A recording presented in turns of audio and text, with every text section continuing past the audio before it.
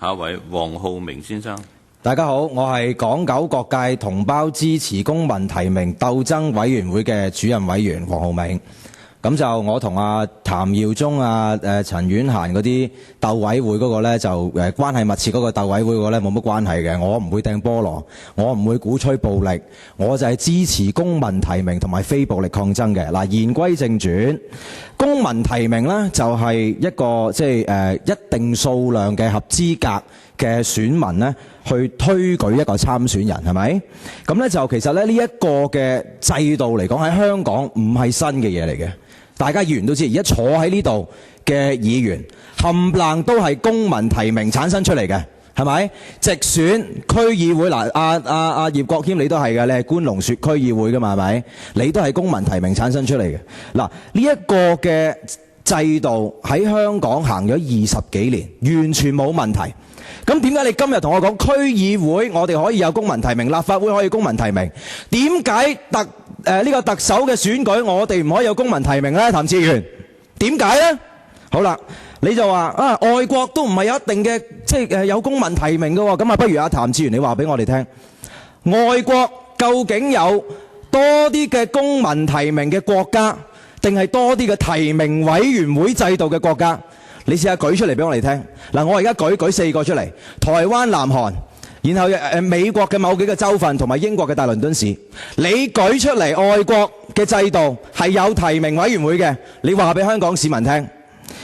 咁另外呢，就係話有啲就係話公民提名違反基本法啦。我啱啱隔離嗰個青年大使講得哇精彩啊！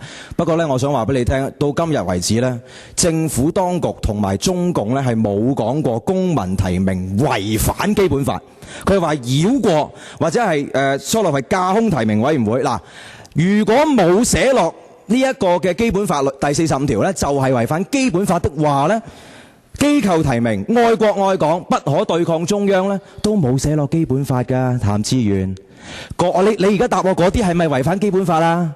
嗰3樣嘢係咪違反基本法啊？僭建出嚟嗰啲係咪違反基本法啊？好啦，又話架空提名委員會橡皮圖章，啱啱前面嗰個好似電工嗰個講話，點樣架空佢啊？你提名委員會廢咗啦咩？你提名委員會仲可以實際行提名㗎嘛？不過個問題就係你要捐9窿，我咪俾你捐咯。但係你唔可以阻止我入閘噶嘛，啱唔啱啊？分開咗3軌噶啦嘛。公民提名政黨同埋呢一個嘅提名委員會冇廢到你嘅功能㗎，你仍然有實際嘅提名權㗎。